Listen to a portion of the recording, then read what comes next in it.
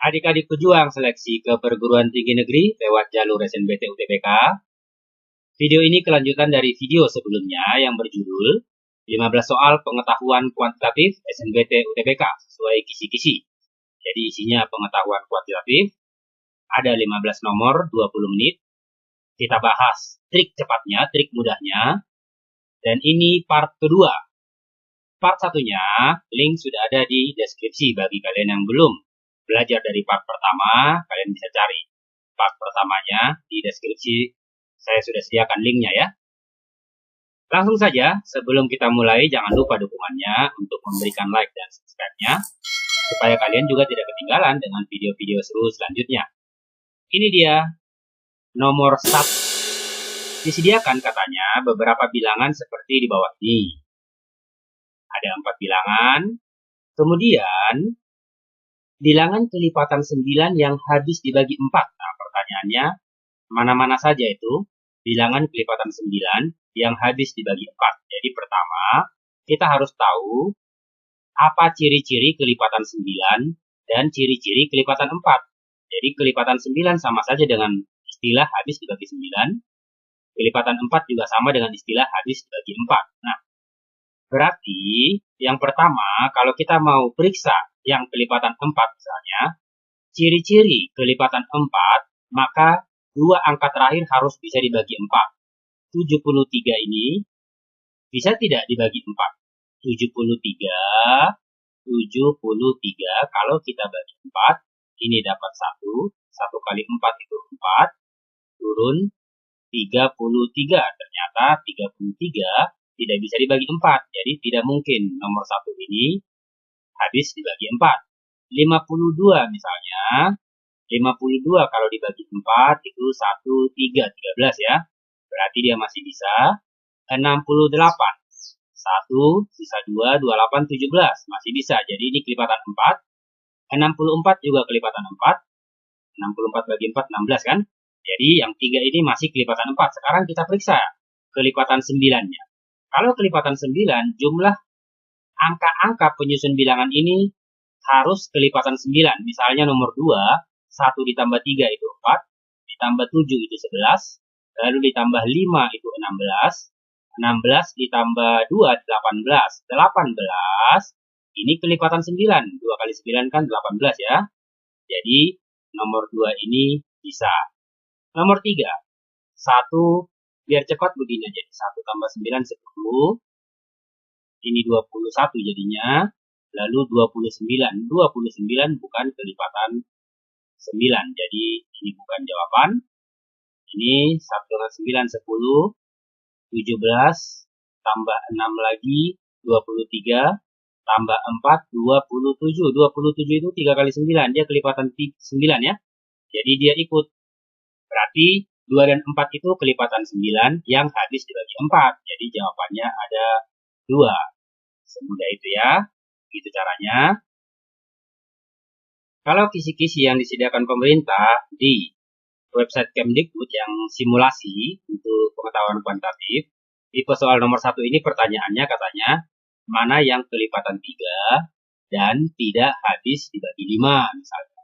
Atau mana kelipatan 3 yang habis dibagi 5. Jadi sama saja ya. Next kita lihat soal yang kedua. Berikut ini yang benar adalah, untuk soal tipe seperti ini, tidak mungkin 2 pangkat 88 ini kita cari. 7 pangkat 33 kita cari, tidak mungkin ya. Tapi kalau kita lihat pilihannya, ini semua pangkatnya adalah kelipatan 11. 88 itu sama saja dengan 8 dikali 11. 33 itu 3 dikali 11. 15 itu 2 dikali 11. Jadi kita anggap saja pengaris 11-nya itu tidak ikut. Jadi yang 2 kita hanya perlu menghitung 2 pangkat 8. Ini 2, 4, 6, 2, 4, 8, 16. 32, 64, 1, 2, 25, 6 ya. 25. Nah. Kemudian di sini ada 7 pangkat 3 yang kita mau hitung. Ini berarti 49 kita kalikan dengan 7, berarti 3 6, 20. 8, 3, 4, 3. Lalu 15 dipangkas 2. Di 15 kali 15, sudah sering ya, 225. Jadi seharusnya yang paling kecil adalah 15 pangkat 2. Kemudian 2 pangkat 8. Jadi jawabannya opsi terakhir. 15 pangkat 22 lebih kecil dari 2 pangkat 88, lebih kecil dari 7 pangkat 33. Semoga itu ya. Next, kita lanjutkan. Ini soal yang ketiga. Katanya ada kurva, ini kurva parabola, kurva fungsi kuadrat, bersinggungan dengan sumbu X. Pernyataan berikut yang paling tepat untuk nilai P. Nah, kita hanya perlu melihat syarat bersinggungan. Syarat bersinggungan itu D sama dengan 0. D itu B kuadrat. Berarti di sini negatif P dikuadratkan jadi P kuadrat. Dikurang 4AC. A-nya itu 1. Sini C-nya 4. 4AC berarti 16 sama dengan 0. Jadi P sama dengan plus minus 4 ya. Kalau P kuadrat sama dengan 16, berarti P-nya plus minus akar 16 sama dengan plus minus 4. Lalu dia bilang bersinggungan dengan sumbu X positif. Kita lihat lagi. Bersinggungan dengan sumbu X positif. Berarti bersinggungannya di sini. Karena bisa saja dia di sini. Nah, mudahnya kalau dia di sini, misalnya ini angka 2. Dia seharusnya X dikurang 2 pangkat 2. Ya.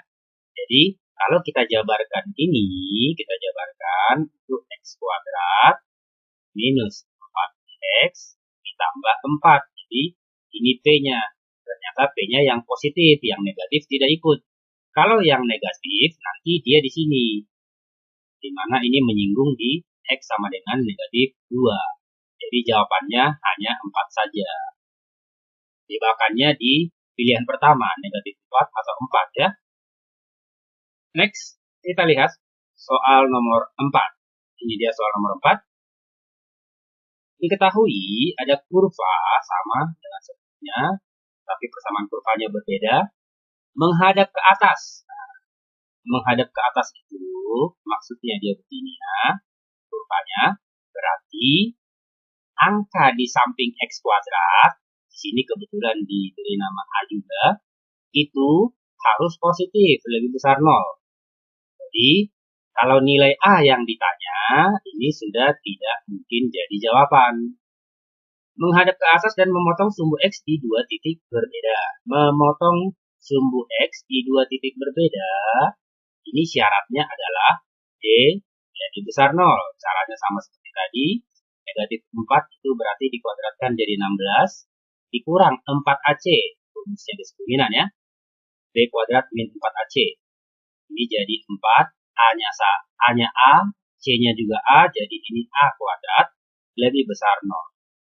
Ini sama saja dibagi 4. 4 dikurang A kuadrat lebih besar 0. Jadi kalau A pindah ke sini, sekarang bacanya A kuadrat dikurang 4 lebih kecil 0. Jadi kalau kita faktorkan, ini A-nya itu kan plus minus 2. Jadi ini negatif 2 lebih kecil. A lebih kecil 2. Kalau tandanya lebih kecil, pasti solusinya ini adalah diantara. Untuk kuadratnya sudah positif. Angka di samping pangkat 2-nya ya. Nah, kita sudah dapatkan penyelesaiannya seperti ini. Tapi tadi ada syarat A itu harus positif. Berarti si A ini dia positif. Tidak mungkin negatif 1. Tidak mungkin 0. Jadi yang memenuhi di sini hanya angka A sama dengan 1. Atau pilihan jawaban yang keempat. Begitu mudahnya. Next, kita lihat soal yang kelima. Diberikan katanya 4 persamaan garis lurus. Ada 4, 1, 2, 3, 4. Lalu 2 garis yang tidak berpotongan. Nah, garis tidak akan berpotongan kalau dia sejajar. Itu syaratnya. Kemudian, garis yang sejajar berarti kemiringannya sama. Kemiringan itu dinyatakan dengan gradien. Kalau dia kita buat dalam bentuk Y sama dengan berarti angka di samping X-nya. Ini tidak usah pikirkan. konstantanya supaya cepat kerjanya. Jadi 2x dikurang y sama dengan 0, y sama dengan 2x karena kita hanya butuh gradiennya. Yang ini juga y sama dengan 2x. Tidak usah pikirkan konstantanya. Kita hanya butuh kemiringan ya. Kalau yang ini kita anggap 0 saja. Berarti y sama dengan pindah jadi negatif lalu dibagi 2 setengah x. Yang keempat, y sama dengan, ini kita buang, y sama dengan pindah ke sini berarti minus x. Nah, yang sama berarti ini ya. Artinya, 1 dan 2 ini tidak akan pernah berpotongan. Pilihan jawaban yang pertama. Kalau kemiringannya, gradiennya tidak sama, pasti berpotongan. Jadi, yang kedua dan yang ketiga pasti berpotongan, kedua dan keempat juga, ketiga dan keempat juga. Kalau kita gambarkan, mereka akan berpotongan di 2 titik. Di 1 titik ya, berpotongan di 1 titik. Tapi kalau yang 1 dan 2, dia akan sejajar, tidak akan pernah berpotongan. Semudah itu ya. Ini dia soal yang ke-6. Katanya ada 4 data. Peserta terbaik sudah terurut. Sudah terurut itu artinya A ini paling kecil nilainya 82. Ada 4 pernyataan, mana yang benar dari informasi di atas katanya. Jadi, kalau begitu semua yang 4 ini harus dikerjakan. Yang pertama, modus 82 rata-ratanya jadi 78. Ini 70, 78, 82. Ini masih belum punya modus karena semua berbeda datanya ya. Jadi, supaya modusnya 82, maka A itu harus 82. Kemudian, katanya, rata-ratanya 78. Ini sudah 78, maka 82 ini kita jadikan 78, kurangi 4, kasih ke sini. 82 yang ini juga jadikan 78, buang 4, kasih ke sini. Ini kalau dijumlah jadi 78. Semuanya sudah 78, berarti benar rata-ratanya 78 ya. Jadi nomor 1 ini benar. Nomor 2, nilai median data tersebut tidak bergantung nilai A. Median itu di sini. Berapapun nilai A, median tetap ada di sini. Jadi benar ya, tidak bergantung nilai A. Berarti 2 ini benar. Yang ketiga, jangkauan datanya 10 jika data memiliki modus. Nah, datanya ini semua berbeda. Dia memiliki modus hanya jika A ini 82. Berarti data terbesar 82, terkecil 70, kalau dikurang dia 12, bukan 10. Jadi 3 salah. Yang keempat, data tidak memiliki modus jika rata-ratanya bukan 78. Tadi kita sudah kerjakan, ternyata kalau ini 82, rata-ratanya benar 78. Berarti kalau rata-ratanya bukan 78, si A ini bukan 82. Jadi, kalau rata-ratanya 78, berarti dia ada modusnya. Modusnya 82, katanya tidak memiliki modus.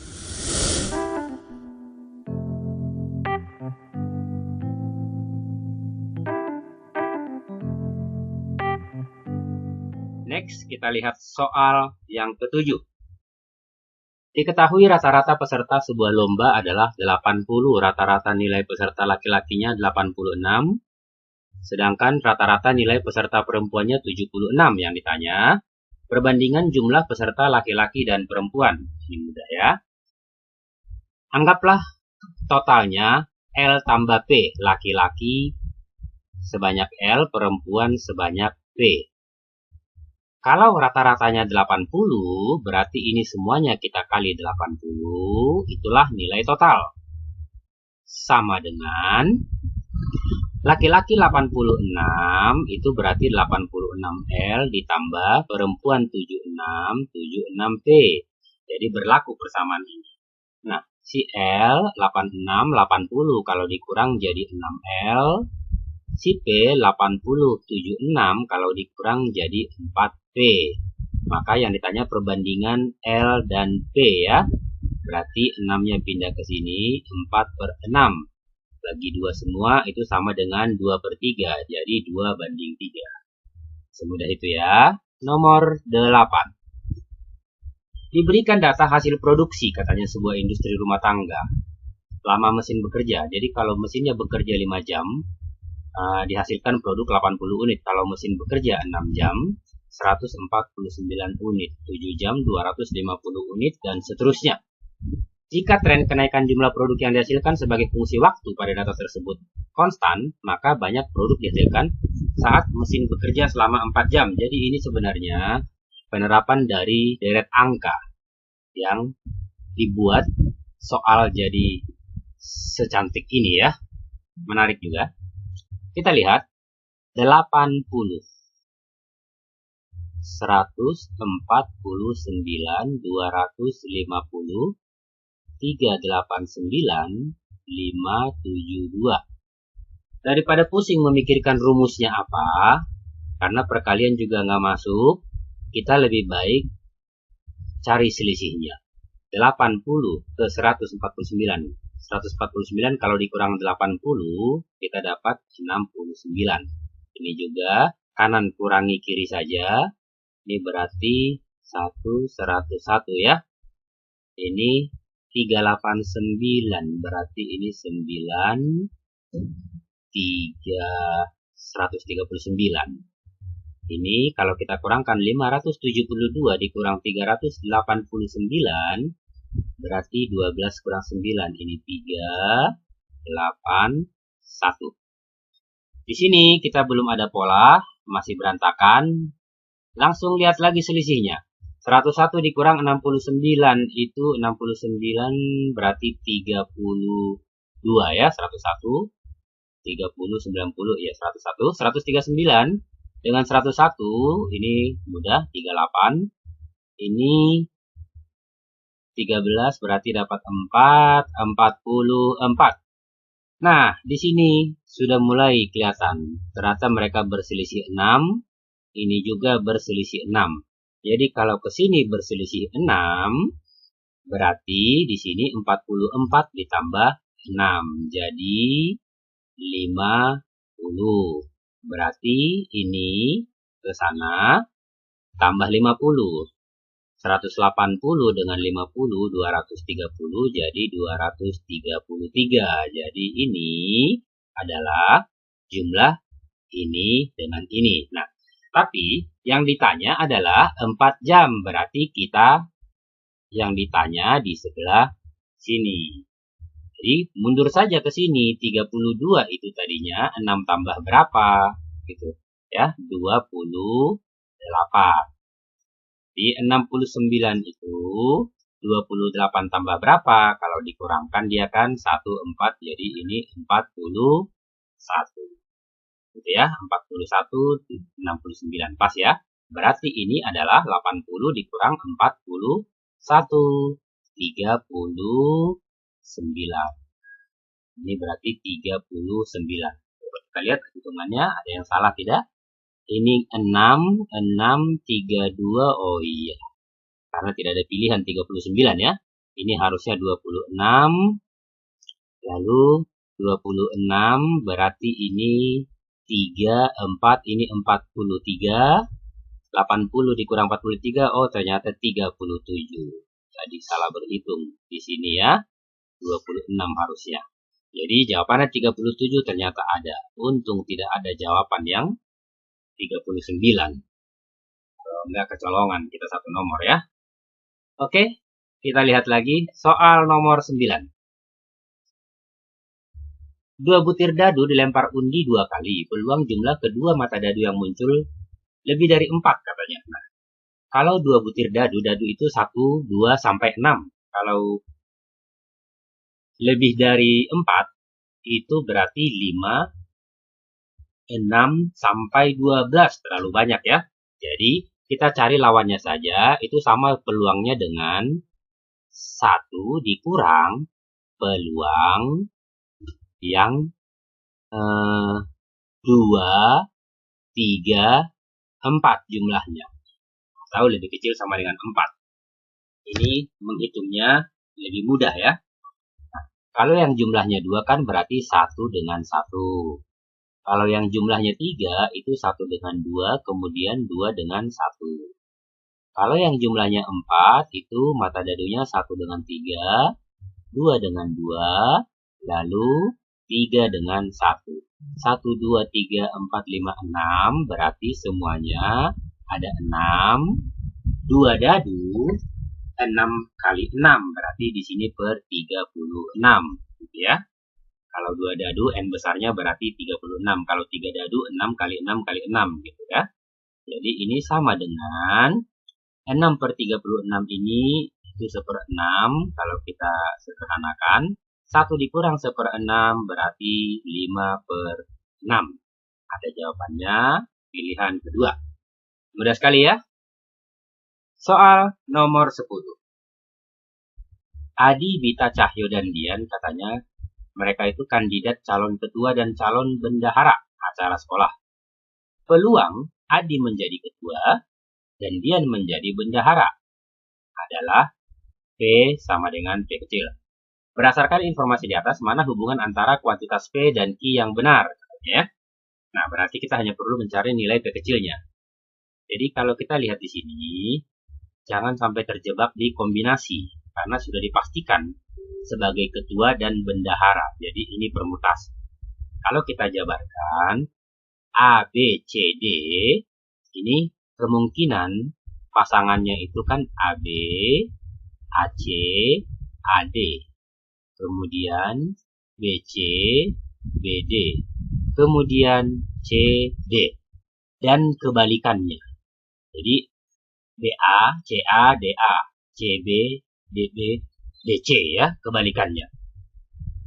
Berarti semuanya ada 12. Jadi N besarnya itu ada 12. Nah, kalau Adi ketua, lalu Dian bendahara, berarti yang AD hanya ada 1. Jadi peluangnya 1/12. 1/12, kalau 0,1 itu kan 1/10. Jadi 1/12 itu pasti lebih kecil dari 0,1. Jadi P lebih kecil Q, semudah itu. Soal nomor 11. Bilangan real X katanya yang memenuhi pertidaksamaan. Pertidaksamaannya pakai nilai mutlak ya. Jika A salah satu nilai X positif, ingat di sini ada kata X positif ya, yang memenuhi, maka hubungan P dan Q. Kalau P-nya itu si A, Q-nya 0,5. Jadi kita selesaikan dulu persamaan ini.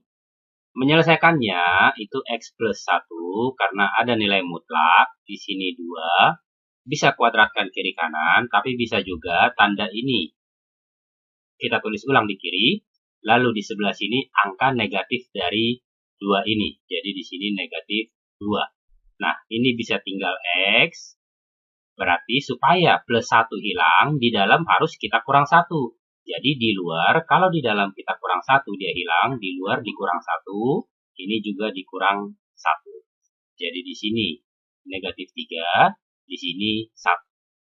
Nah, karena katanya dia mau yang X positif, berarti dari 0 lebih kecil X, lebih kecil 1. Inilah nilai si A. Si A ini ya. Artinya, si A itu bisa saja 0,1 lebih kecil dari 0,5, tapi bisa saja 0,6 atau 0,8. Dia lebih besar dari 0,5. Jadi, jawaban yang tepat tidak dapat ditentukan. Sama dengan juga bisa ya. Semudah itu. Next, kita lanjut. Soal nomor 12. Diketahui limas, katanya limas PABCD itu ada di dalam kubus ABCDEFGH. Titik P pada rusuk AE dengan AP banding PE 1/2. Lalu berdasarkan informasi di atas, mana pernyataan berikut yang benar? Sama kayak tadi, cuma ini 3 pernyataan aja.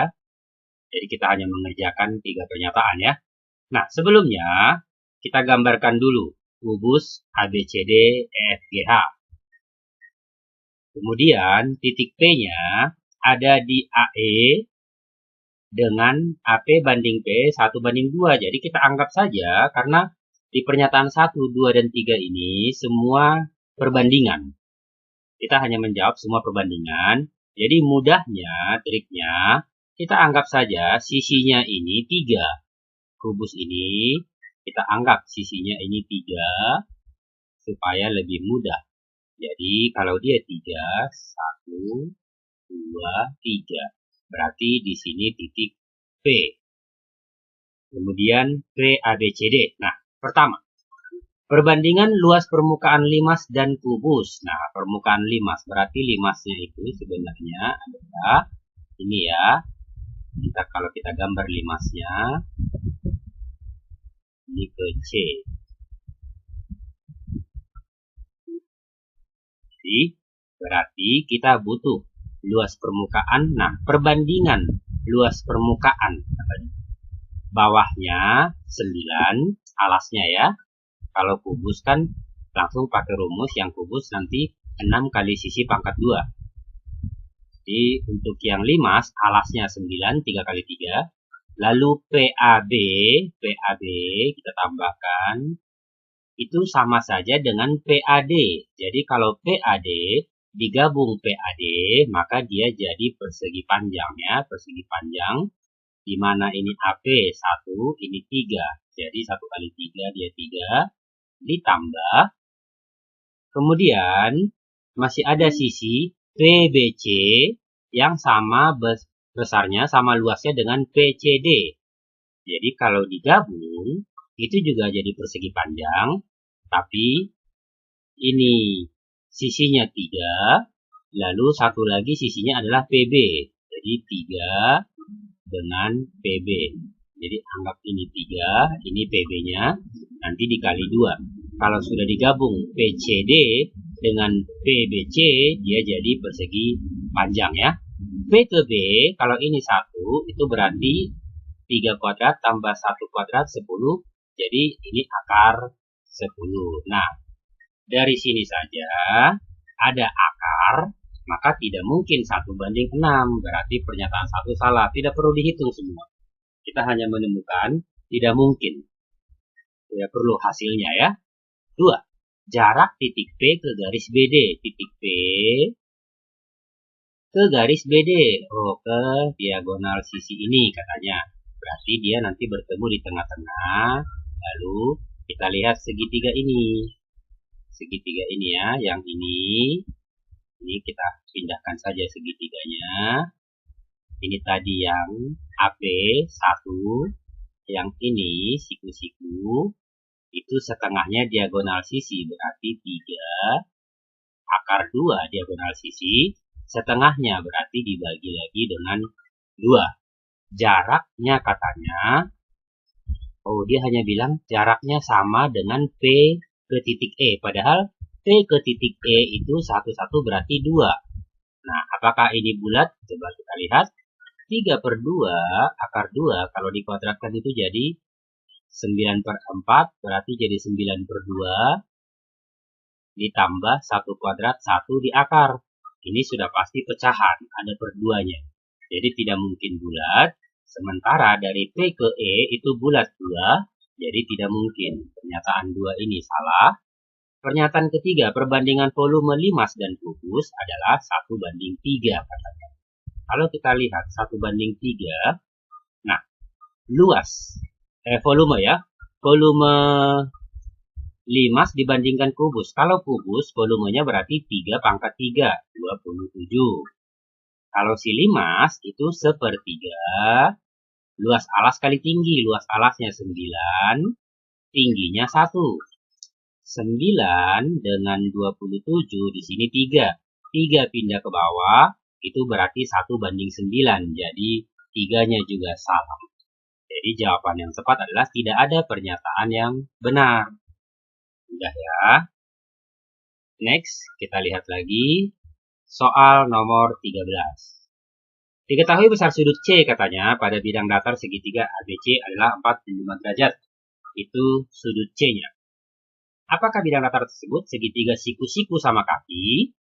Nah, lalu dilihat, putuskan apakah pernyataan 1-2 ini cukup untuk menjawab pertanyaan tersebut. Pertama katanya AB sama dengan AC, berarti kita bikin gambar ini. Kalau AB sama dengan AC, segitiganya kita bikin yang seperti ini. Ininya siku-siku, ini A. AB sama dengan AC. Jadi kalau C ini 45, kalau panjangnya sama AB dengan AC, berarti ini juga 45. 45, 45, 90. Berarti benar, ini 90 siku-siku. Karena segitiga, jumlah total sudutnya 180 ya. Jadi artinya, ini saja sudah cukup untuk jawab. Tapi kita lihat, apakah 2 cukup? Besar sudut B 45. Tadi, katanya, kalau ini, jadi kita anggap dulu asal, ini A, ini C 45. Lalu si B juga ternyata 45. Jadi kalau ini 45 berarti satu lagi 90. Ternyata benar siku-siku. Jadi ini juga bisa. Tapi tidak perlu dua-duanya. Jadi artinya satu saja bisa atau dua saja bisa. Jadi jawaban yang tepat adalah yang keempat ini ya. Pernyataan satu saja atau pernyataan dua saja sudah cukup untuk menjawab. Next, kita lihat soal nomor 14. Diketahui 2, P tambah Q itu katanya barisan aritmatika. Lalu, apakah P dan Q bilangan prima? Pertanyaannya seperti itu. Putuskan apakah pernyataan 1 dan 2 berikut cukup untuk menjawab. Pertama, P dikurang Q sama dengan 2. Nah, pertama kita lihat dari sini. Barisan aritmatika itu berarti tengah-tengah kalau dikali 2. Tengah-tengah itu P, kalau dikali 2. Itu sama dengan jumlah ujung-ujungnya. Jadi 2 ditambah P ditambah Q. Kalau P ini hilang 1, P yang ini pindah jadi minus, berarti P sama dengan, di sini tinggal Q tambah 2. Kalau P pindah ke sini, berarti kita punya P dikurang Q sama dengan 2. Ternyata, dari soalnya saja, kita punya ini, jadi ini tidak ada gunanya. 1 itu tidak ada gunanya. Nah, 2 apalagi tidak ada gunanya, karena dia tidak memberikan nilai. P hanya membandingkan P lebih besar Q. Jadi, 1 pun tidak ada yang bisa menjawab. Jawabannya adalah pernyataan 1 dan pernyataan 2 tidak cukup untuk menjawab. Ini dia ya. Semudah itu. Next, nomor 15. Ini soal terakhirnya. Karena paket pengetahuan kuantitatif itu ada 15 nomor. Diketahui A plus 4, 18 merupakan barisan geometri. Yang ditanya nilai A dikurang 2. Kalau geometri, tengah-tengah, di pangkat 2 itu sama dengan perkalian kiri kanan, jadi 18 dikali A. Nah, ini kita tinggal jabarkan A kuadrat, 2 dikali A dikali 4, 8A, ditambah 4 pangkat 2, 16, sama dengan 18A. A kuadrat, kalau 18 pindah jadi negatif, berarti jadi min 10A, tambah 16 sama dengan 0. Ini kalau difaktorkan, itu berarti 2 dengan 8 ya. Jadi ini A, tapi negatif berarti minus 2. A minus 8. Jadi A-nya harus 2, atau A-nya harus 8. Yang ditanya, nilai A minus 2. Berarti kalau A minus 2 di sini jadi 0, A minus 2 di sini jadi 6. Jadi jawabannya bisa 0, bisa 6, yang ada 6. Ini jawabannya. Nah, semudah itu. Selesai sudah belajar kita pengetahuan kuantitatif 15 nomor. Semoga kalian makin semangat untuk belajar lagi yang giat karena tahu ini ternyata mudah. Jangan lupa dukungannya, like dan subscribe bagi yang belum. Semoga sukses.